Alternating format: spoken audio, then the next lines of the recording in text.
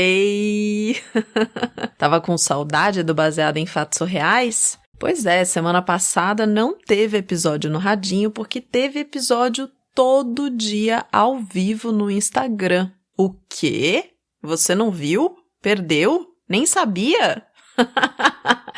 Pois é, tem que seguir o Baseado em Fatos Reais lá no Instagram. A gente fez live todos os dias, de segunda a sexta, cada dia com uma participante mais incrível ainda. E as histórias que foram contadas ali estão gravadas e já estão disponíveis no Radinho dos Apoiadores. Porque essa é uma novidade para os apoiadores. Agora nós temos casos exclusivos, não só esses que a gente conta em live, mas outros que são contados nos encontros, que acontecem uma vez por mês, e outros que vão começar a entrar agora para quem apoia o Baseado em Fatos Reais. Então você quer fazer parte desse grupo que tem acesso a conteúdos exclusivos e ainda troca as melhores mensagens de WhatsApp? bfsurreais.com.br/contribua. Se você caiu de paraquedas agora, não tem a menor ideia do que está acontecendo, esse aqui é um podcast que conta histórias reais de mulheres. Essas histórias chegam por e-mail, a gente recebe essas histórias escritas ou contadas em áudio, eu adoro áudio, e aí a gente reconta essas histórias em primeira pessoa, como se tivesse acontecido com a gente, e de maneira anônima. Às vezes eu tenho uma convidada, às vezes sou eu mesma contando essa história, como vai acontecer neste momento. Então, vamos para o caso surreal? Baseado em fatos surreais. Histórias de mulheres como nós, compartilhadas com empatia, intimidade e leveza. onde o assunto é a vida E o detalhe surreal. Hoje, quando a minha intuição diz não vai, eu não vou. Se eu ouço uma voz assim que me fala muda de caminho, talvez não seja uma boa ideia, eu escuto, sabe? Eu escuto. Mas quando essa história aconteceu, não era o caso. Porque a gente tem essa coisa, né, de achar que a gente às vezes não sabe nada, ou que a gente sabe muito, ou que a gente tem que sempre aprender, ou a gente às vezes sabe, mas não confia, aquela coisa de não ter segurança, enfim. Hoje eu sou muito mais ok e tranquila com isso, mas nessa época, e acho que por conta disso, não foi desse jeito.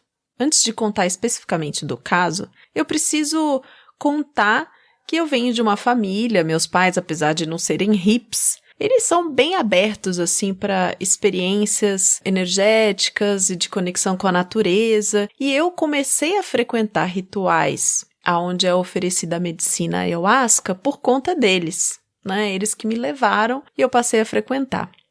Então, nessa época, eu já frequentava alguns rituais, eu já conhecia um pouco como é que funcionava isso, e eu tinha um namorado e a gente estava juntos acho que há uns 5 anos. E ele chegou para mim e falou assim, meu amigo tá me indicando aqui esse lugar para poder fazer um ritual. Quer ir comigo conhecer? A diferença desse lugar é que lá eles envolvem outros deuses. E junto com a ayahuasca tem Ganesha também, tem deuses hindus, vai ter uma oferenda, enfim. E eu fiquei um pouco assim surpresa, né? Porque eu já tinha participado de alguns rituais de ayahuasca, eu sei que isso está conectado muito com tradições indígenas, principalmente aqui na América do Sul, América Central, e essa conexão com a Índia ficou um pouco assim, esquisita para mim. Mas eu mesma tinha uma conexão com a Índia desde criança, admiro os deuses hindus, enfim, para mim eu achei que poderia ser interessante, né? E também pelo fato de estar aberta a conhecer outras coisas, enfim. E aí eu falei, tudo bem, acho que pode ser uma coisa bem bonita, né? Eu gosto bastante de Ganesha, acho que pode ser uma cerimônia bonita. Vamos lá, eu topo ir com você. A gente se preparou, né? Se organizou para poder participar do ritual e como de costume, assim, uma semana antes, eu sempre evito, né? comer açúcar, alimentos industrializados, ultraprocessados, sabe? Então é uma alimentação mais natural, de preferência sem comer carne, sem beber bebida alcoólica, sem ter relação sexual. Tem um ritual mesmo que antecede o uso da medicina, que é para a gente preparar o corpo para receber aquela planta, né? Porque a ayahuasca é uma mistura de 2 plantas. Então, faz parte do ritual esse preparo que antecede de você cuidar do seu corpo para receber a medicina. E eu fiz o meu ritual, meu namorado também, e a gente foi. E eu lembro que ele falou assim, eles vão fazer o ritual do Cambô, que é um ritual indígena que usa o veneno do sapo no braço, assim. E normalmente é um pajé que faz esse tipo de ritual, né? E ele falou pra mim que queria fazer. Eu não sei, na hora, assim, eu senti que não ia ser legal, sabe? E eu falei, cara, não faz isso. Eu fiz com um índio de uma tribo lá no Acre, foi uma coisa, sabe, num ambiente sagrado, numa ritualística apropriada, sei lá, não tô sentindo que vai dar bom esse negócio aí, não. Só que esse meu namorado, hoje a gente nem tá junto, né? Mas esse meu namorado na época era muito teimoso e ele cismou que queria fazer esse ritual, que ia fazer. Bem, então chegou o sábado, o dia do ritual, a gente foi até o espaço, né, com as nossas coisas. Normalmente você vai preparado para passar algumas horas, né? Um ritual que normalmente começa no final da tarde, vai até o outro dia, enfim. E a gente chegou e logo que eu cheguei no lugar, assim, eu senti um estranhamento. Porque assim que eu dei de cara com a pessoa que ia conduzir o ritual, ele tava, assim, num lugar que até parecia que ele tava quase que num pedestal, assim, como se ele tivesse sido colocado num lugar mais alto que outras pessoas e em volta dele tinham vários dos participantes ali que estariam no ritual, assim, todos conversando, numa pegada meio adulando o cara, sabe? Assim, endeusando, como se ele fosse uma espécie de guru místico, pessoa sagrada, qualquer coisa assim. E eu fiquei com um estranhamento com aquilo, sabe? Tipo, não me bateu bem. Achei bem esquisito, né? E, ao mesmo tempo, meu namorado, como era a primeira vez que ele estava indo, e meu namorado já tinha morado na Índia, ele tinha cinzas de um mestre na Índia, de uma pessoa que tinha sido muito importante lá, e ele tinha cinzas com ele trouxe um pouco para compartilhar, né, com esse guia que ia aplicar a medicina com a gente, enfim. E ele foi falar com esse cara e, tudo bem, eu sou fulano, eu vim aqui porque meu amigo indicou, olha só, eu trouxe isso aqui pra você e tal. E o cara deu a mínima pra ele. Assim, quase nem olhou direito na direção dele, não o recebeu, o que é uma coisa que a gente não espera, né? Quando a gente vai participar de um ritual, quando a gente vai para um espaço desse, é a primeira vez, né? Normalmente a gente é acolhido, a gente é recebido, a gente é integrado no grupo, né? Então ali eu já achei estranho também. Aí corta. Apesar da gente estar num espaço que era no meio, assim, de uma mata, né, tinha mata e tal, tinha uma lanchonete que vendia produtos. Aí eu falei, mas também, né, a gente precisa comer alguma coisa, é bom, né, enfim. Nos outros espaços que eu tinha ido, normalmente era oferecido, assim, sabe, tipo, alimento pra gente depois, e era uma coisa compartilhada, às vezes cada um levava um prato, uma coisa, mas nesse dia tinha uma lanchonete lá nesse lugar. Só que o que me chamou a atenção foi que eu vi esse cara que ia conduzir o ritual comendo o que parecia, eu não lembro direito se era uma coxinha ou se era uma esfirra, mas eu lembro que me impactou porque ele estava comendo alguma coisa que tinha proteína animal e estava tomando uma Coca-Cola. Tipo assim, horas antes de tomar a medicina. E aquilo me pareceu um pouco, sei lá, não fazia muito sentido, sabe? Dentro das coisas que eu estava acostumada. Bom, tudo bem. A gente foi lá pro espaço, onde ia rolar a cerimônia começou, a gente tomou a primeira dose da medicina e tal, e dali a pouco, uma das pessoas que trabalhava com ele, né, com esse guia ali que estava com a gente, chegou em mim e falou assim, a gente tem uma outra tenda aqui fora, onde a gente faz um trabalho de desobsessão. E na hora eu achei aquele estranho, né, de misturar também, junto com o hinduísmo, coisas do espiritismo, enfim. Mas eu fiquei curiosa, e ele me convidou, né, vamos lá conhecer e tal, e eu fui, né. Eu tava sobre o efeito da medicina e fui visitar essa outra tenda. E quando eu entro na tenda, um outro rapaz que tava lá dentro começa a me falar coisas. Assim, ele começou a falar que ele via que eu não era uma pessoa boa, que eu tava cheia de energia negativa, que ele esperava que eu tivesse uma vida boa, mas que isso ia ser muito difícil. Assim, ele começou com uma enxurrada de coisas. Eu me senti, num certo nível, assim, quase como se ele estivesse falando um monte de coisa pra mim, numa tentativa de apontar tudo aquilo que ele achava que fosse um defeito, ou enxergar defeitos em mim. Eu não sei, eu sei que foi uma situação horrorosa, e eu fiquei super acuada, me senti mal, e eu tava sob o efeito da medicina, né? E aí, no final, ele ainda falou assim, eu espero que a sua vida não seja tão ruim. Aí eu olhei... Eu acho que eu fui tomada, assim, por muita paz, pela medicina agindo de um jeito... Não sei explicar, eu só sei que eu falei, obrigada, né? Obrigada, você tem mais alguma coisa pra me dizer? Não? Então tá, muito obrigada. E saí. Eu acho até que ele ficou perplexo, assim, com a minha reação. Acho que ele não esperava que eu fizesse isso. Eu saí daquela tenda e naquele momento eu me fechei para qualquer coisa que fosse acontecer a partir dali. Porque eu falei, não tá legal isso aqui, né? Eu cheguei nesse lugar, já não me senti bem, aí agora eles me trazem para esse outro espaço, me falam todas essas coisas, enfim. Não vou ficar aberta para receber as energias desse lugar que eu tô agora. E aí eu comecei a meditar, fiquei ali sentada no meu cantinho, tranquila, tal, e deixei o negócio correr, assim, o resto do ritual correr, até que chegou o momento onde a gente ia fazer as oferendas para Ganesha. Cada um tinha levado uma fruta e uma flor e a gente fez uma fila, assim, para poder entregar as oferendas.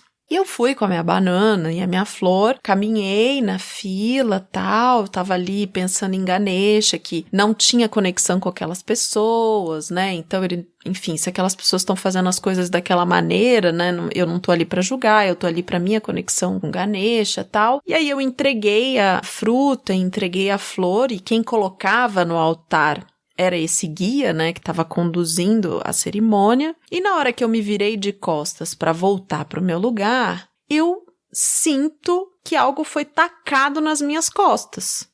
Quando eu me viro, eu vejo que o guia pegou um punhado de pétalas de rosas e tacou em mim, e ele estava com uma expressão, assim... horrorosa no rosto, sabe? Horrorosa. Uma expressão de ódio, sabe? Quase como se eram flores, mas como se ele quisesse me atacar com aquilo. E eu só devolvi um olhar do tipo, é sério isso?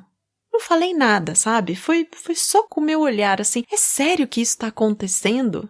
E fui pro meu lugar, sentei, esperei o dia amanhecer, louca de vontade de ir embora, só que meu namorado... lembra, tava numa fissura de que queria fazer o tal do ritual do Kambô, que, nossa, não tinha o que fazer. Aí veio o tal momento do ritual. E aqui vale a pena dizer que a gente estava num lugar que era um lugar assim, era um morro, né? Era um lugar alto. E especificamente, o lugar onde era feito o ritual do Kambô estava na parte mais alta, assim, desse espaço. E tinha uma cadeira que era colocada ali para a pessoa que ia receber, né, o veneno do sapo. E atrás tinha uma proteção de madeira, assim, porque para trás dessa proteção tinha a ribanceira e lá embaixo uma plantação de abacaxis, né? Então meio que para proteger da pessoa não cair, qualquer coisa assim. Bom, e eu fiquei sentadinha, eu tava sentada no meu canto, cara fechada, assim, não queria participar de nada daquilo e tava só observando tudo. E aí eu vi que estavam ali as pessoas em volta, né, naquela adulação daquele guia e tal, como se ele fosse uma coisa muito especial, um ser humano elevado, não sei o quê, toda aquela ritualística, tarará. Ele foi pegou lá um instrumento que é usado, porque você faz uma queimadura no braço da pessoa e aplica o veneno. Nesse momento, o meu namorado, que estava recebendo a aplicação, assim que colocou o veneno nele, ele desmaiou.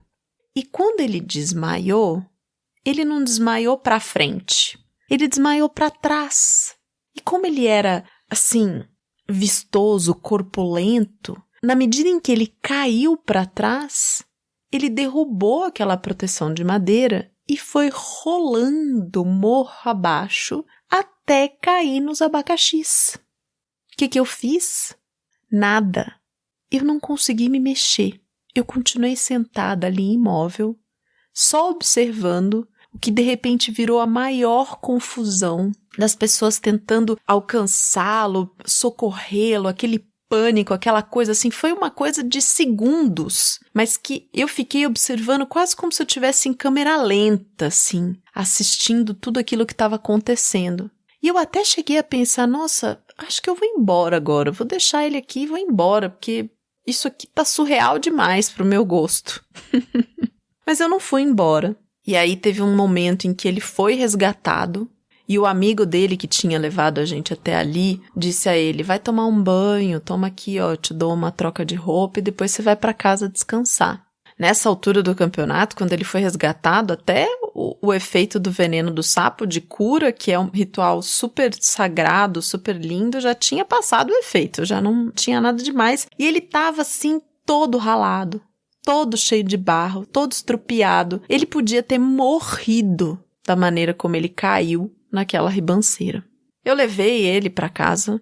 A gente até passou no hospital, enfim, ele descansou. Depois eu até compartilhei com ele o telefone da minha acupunturista, da minha quiroprata, porque ele precisou fazer um tratamento, colocar ali as costas no lugar, porque ele ficou alguns dias bem ruim com aquilo, sabe? E é engraçado, hoje, contar essa história, assim, sabendo que nada de grande aconteceu, né? Algo de tão grave, mas aconteceu.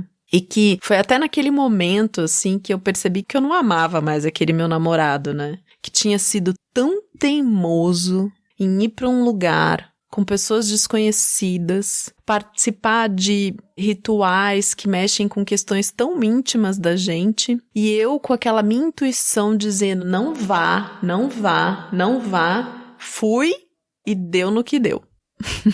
Hoje, por isso que eu digo, quando a minha intuição fala, atravessa a rua, eu atravesso a rua.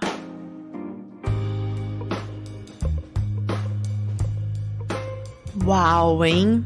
Essa capacidade da gente olhar pro que a gente sente, né? Pro que a gente observa, aquilo que nos dá vontade ou não de seguir, de ir por aquele ou esse caminho. É um aprendizado, né? Eu sei que existem algumas pessoas que são mais sensíveis, outras que talvez não prestem atenção nisso, enfim, nem sei como chamar. Eu sei que várias vezes já aconteceu comigo de ter essa sensação de que, talvez por aqui não seja o melhor jeito, sabe? Acho que você não devia fazer isso hoje. E mesmo assim, às vezes eu faço de teimosia e aí quando eu vejo dá tudo errado. Que eu achei ótima essa história dessa heroína, e o que eu achei bem mais interessante disso tudo, e por isso que eu resolvi contar essa história para esse episódio de quinta-feira. Eu tô gravando essa história na segunda-feira, dia 19, e eu acordei e comecei a ler hoje o livro do Carlos Castanheda, A Erva do Diabo. Carlos Castanheda foi um antropólogo e ele conta nesse livro e em alguns outros as experiências que ele teve junto com o Dom Juan. E ele faz a experiência de várias substâncias e vai relatando. E eu tava me conectando com isso, assim, sabe? De manhã. Comecei a ler esse livro de manhã, foi uma indicação da minha prima. E aí, depois que eu terminei de ler o livro, eu fui pegar as histórias. E eu tinha separado uma história, que era uma história que tinha 4 casos surreais dentro da história. Eu falei, nossa, eu posso fazer uma minissérie surreal aqui. Eu tava pensando nisso, né? E aí, de repente, apitou meu e-mail e chegou essa história do ritual. E eu fui super curiosa assistir, assim, porque ela me mandou em áudio, né? Então eu fui escutar. E aí, quando eu vi que era uma história que envolvia essa questão de ritualística, de ayahuasca, gurus e tal, eu falei, nossa! Que auspicioso, né? Que timing! E aí eu mudei a história e resolvi contar a história. Acho que as deusas das histórias aí pediram que eu contasse essa história hoje. E acho que tem um aprendizado, sim, quando a heroína nos diz para olhar mais para aquilo que a gente tá sentindo ou percebendo, né? Eu acredito bastante também nessa nossa conexão com o universo, com a vida, com as coisas, com os seres vivos. E talvez o mais surreal dessa história, e aí eu não sei, você que tá escutando aí do outro lado do radinho, você pode me dizer, seja a teimosia do namorado...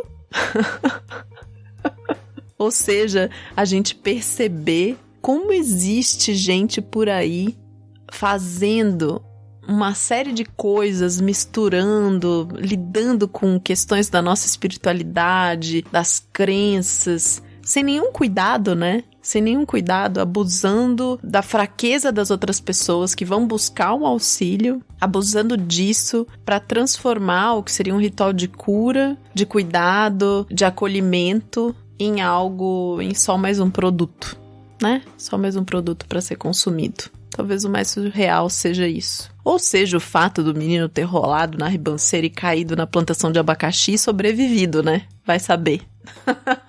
Se você tem um caso surreal para contar, manda pro Baseado em Fatos Surreais. E aproveita, porque tamo aí, ó, no caminho pro agosto surreal. Ainda não batemos a meta, estamos com 30% da meta batida, o que significa que, por enquanto, temos 9 episódios de Agosto Surreal só garantidos, e a nossa meta são 31. Então você pode contribuir como? Mandando a sua história e indo lá no apoia.se/bfsurreais e investindo para que a gente tenha 31 dias de episódio. E se você achou essa história muito boa, manda ela para alguém. Compartilha. Ajuda o Baseado em Fatos Surreais a chegar em mais radinhos. Até o próximo caso surreal.